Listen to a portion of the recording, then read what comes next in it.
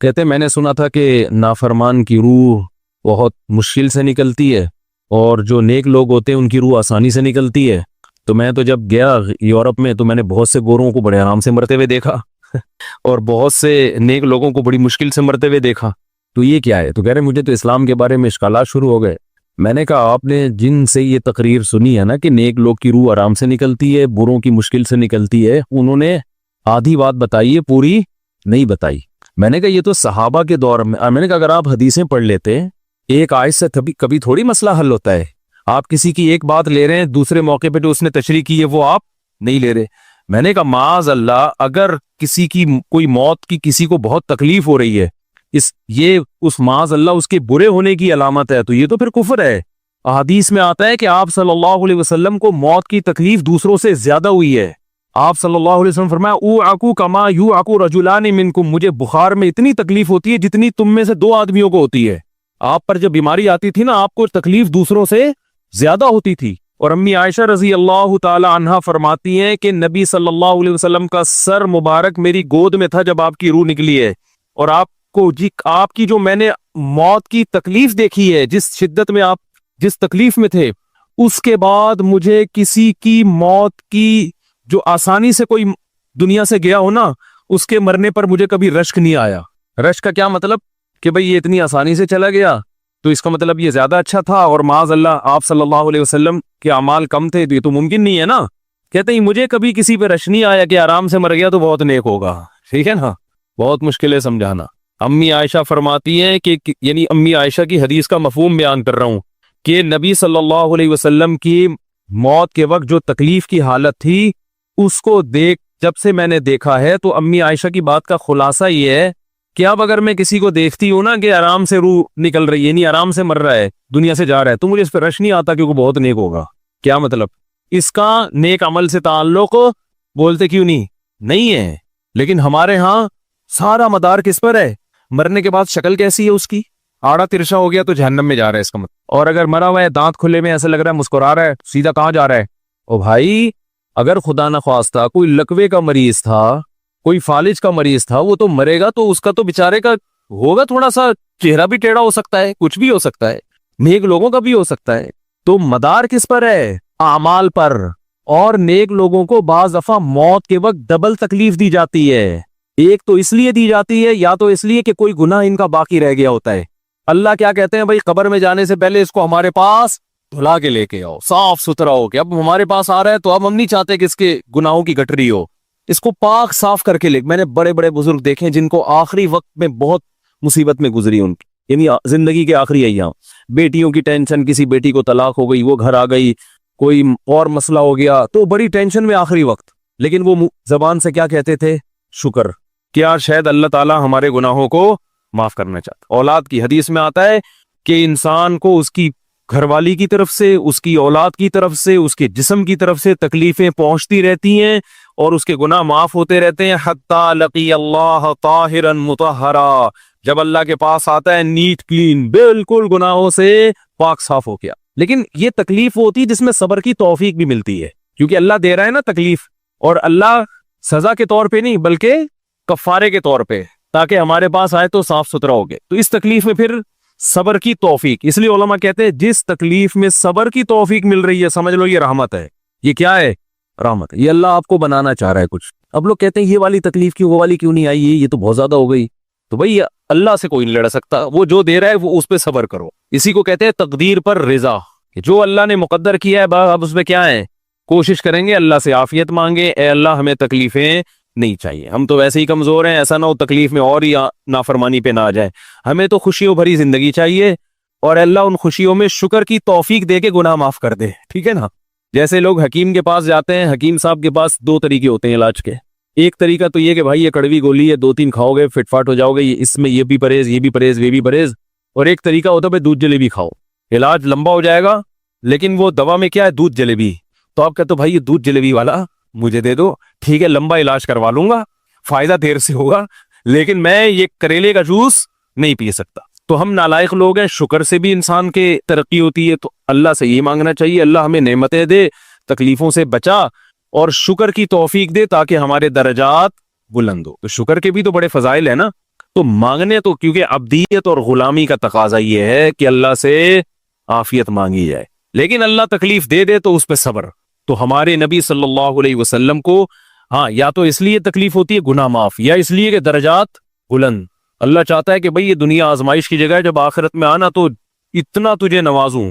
تو ہمارے نبی صلی اللہ علیہ وسلم جنت میں آخرت میں سب سے اعلیٰ مقام کس کا ہوگا؟ سید الانبیاء محمد صلی اللہ علیہ وسلم، حضرت آدم سے بھی زیادہ، نوح علیہ السلام سے بھی زیادہ۔ تو اللہ نے فرمایا کہ آپ کو پروٹوکول دینے کے لیے آخری جو اب آپ کا آخرت کا سفر ہے نا، اس میں مادی تکلیف آپ کو دوسروں سے زیادہ دی جائے گی۔ یہی وجہ ہے کہ حضرت فاطمہ رضی اللہ تعالی عنہ آپ کی چہیتی بیٹی، جب انہوں نے آپ صلی اللہ علیہ وسلم کی اس تکلیف کو دیکھا نا، جو موت کے وقت تکلیف تھی اور جو بخار کی شدت تھی، واہ کرب ابتا، فرماتی تھی ہائے میرے والد کا کرب، بہت زیادہ غمزدہ ہو گئی ان کو دیکھ کر کس قدر تکلیف میں ہے۔ تو آپ صلی اللہ علیہ وسلم نے فرمایا لا کرب علی ابیک بعد اليوم، کیسے تسلی کے جملے۔ اپنی بیٹی سے فرمایا اے فاطمہ تیرے باپ پر آج کے بعد کوئی تکلیف، بولو لا کرب علی ابیک بعد اليوم، اس میں بھی آپ صبر کا پہلو تلاش کر رہے ہیں، شکر کا، بس یہ اللہ کی طرف سے آخری ہے۔ آج کے بعد اے میری بیٹی تیرے باپ پر کوئی تکلیف نہیں، اپنی بیٹی کو بھی تسلی دے رہے ہیں کہ غم ہلکا کر، بس یہ اللہ کی طرف سے آخری ہے، آج کے بعد کوئی تکلیف نہیں ہوگی۔ تو ہمارے ہاں وہ بیچارہ تکلیف سے جا رہا ہے، تو یار دیکھا آ گیا نا سامنے، لگتا ہے یہ دیکھا، ہم تو کہتے تھے بندہ ہی 2 نمبر ہے، اب آ گیا نا تو دیکھو کیسے مر رہا ہے۔ اور پیغمبروں کو تکلیف تو دی جاتی ہے، لیکن کوئی ایسا عیب نہیں ہوتا، ایسی بیماری نہیں ہوتی جو لوگوں میں معیوب سمجھی جاتی ہے، یہ نہیں ہوتا، کیونکہ پیغمبر اللہ کے قاصد ہیں، تو اللہ ان کو ہر لحاظ سے امت کو یہ بتانا چاہتے ہیں یہ میرے رسول ہیں، یہ میرے سفیر ہیں۔ تو کوئی بھی ایسی چیز جس کی وجہ سے لوگوں کو ان سے نفرت ہو، یا طبعی نفرت جو انسان کے اختیار میں نہیں ہوتی، تو اللہ ایسی بیماری اور ایسی تکلیف سے بچاتے ہیں ان کو۔ سمجھ میں آ رہی ہے بات؟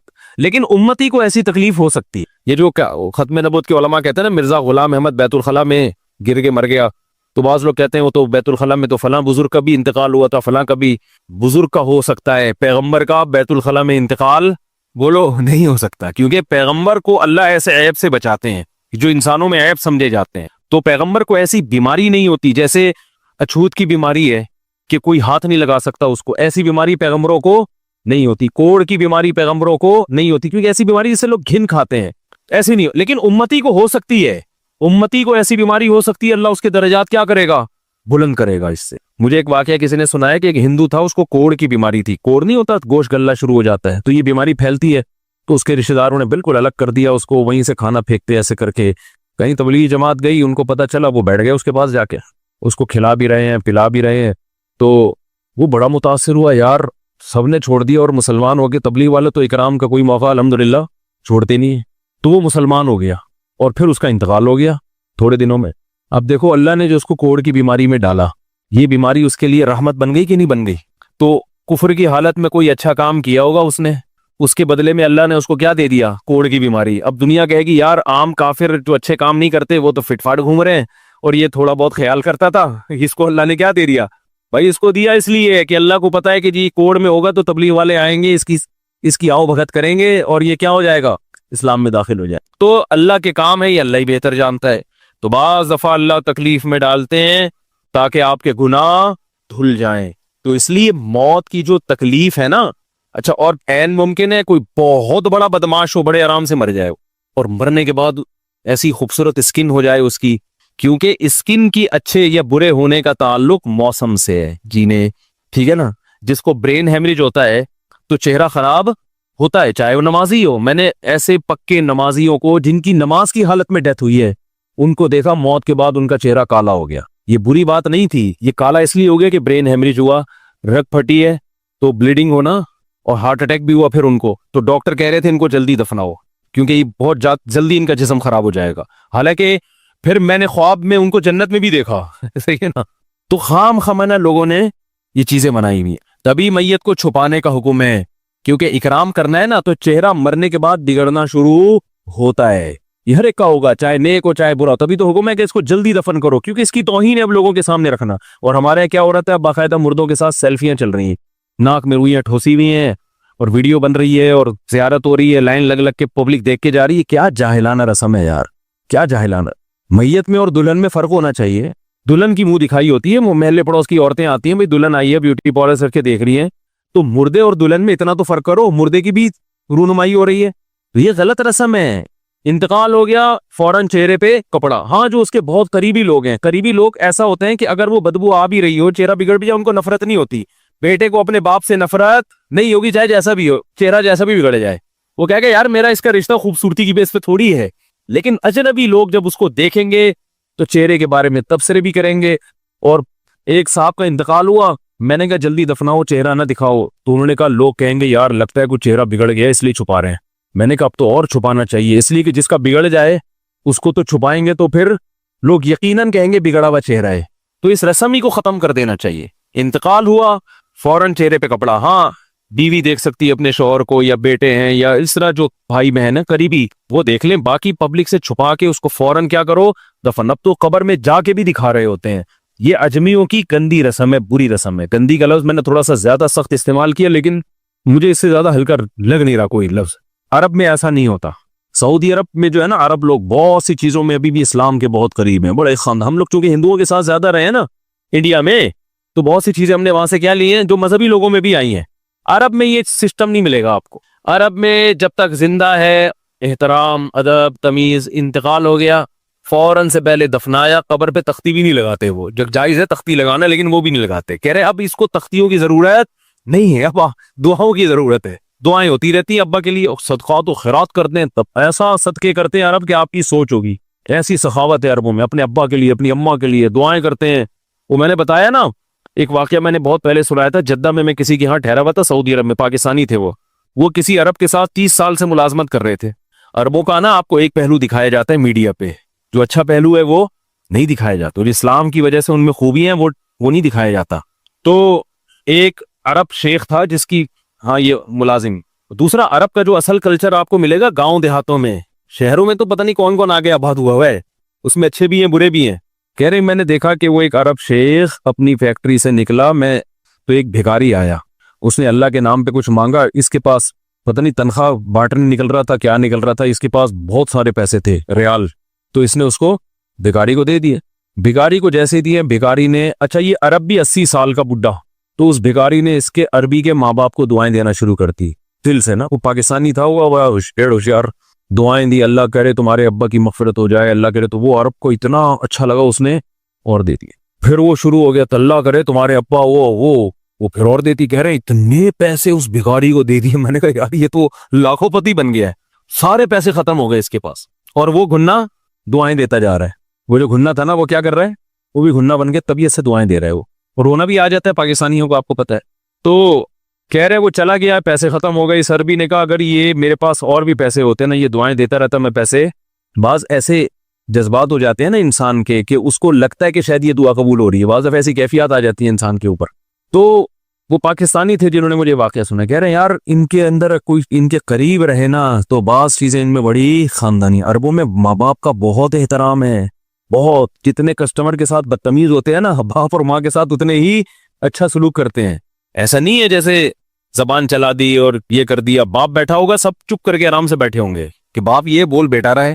ہمارے یہاں بیٹا باپ لگ, میں تو لوگوں سے پوچھتا ہوں یہ پہلے کیوں, کہ مجھے ایسا لگ رہا ہے آپ کا بچہ آپ سے پہلے پیدا ہو گیا, یعنی وہ باپ بنا ہوا ہوتا ہے. ٹھیک ہے نا, باتیں ایسے کر رہا ہوتا ہے کہ جو بیٹا ہے وہ باپ لگ رہا ہے, جو باپ ہے وہ بیٹا لگ رہا ہے. تو خیر کہاں سے کہاں بات چلی گئی, کیا بات کر رہا تھا. ارے یار یہ تو موضوع کو کوئی پکڑ کے رکھے, یہ بہت بڑی جاہل پیر کی بات تو میں نے شروع کی تھی, شیطان ہوا وغیرہ سب ہو گیا. ہاں یہ بات چل رہی تھی کہ موت کی تکلیف اگر کسی کو ہوتی ہے, میں یہ بتا رہا تھا کہ اسلام کی باتیں اللاجیکل بات اسلام نہیں کرتا.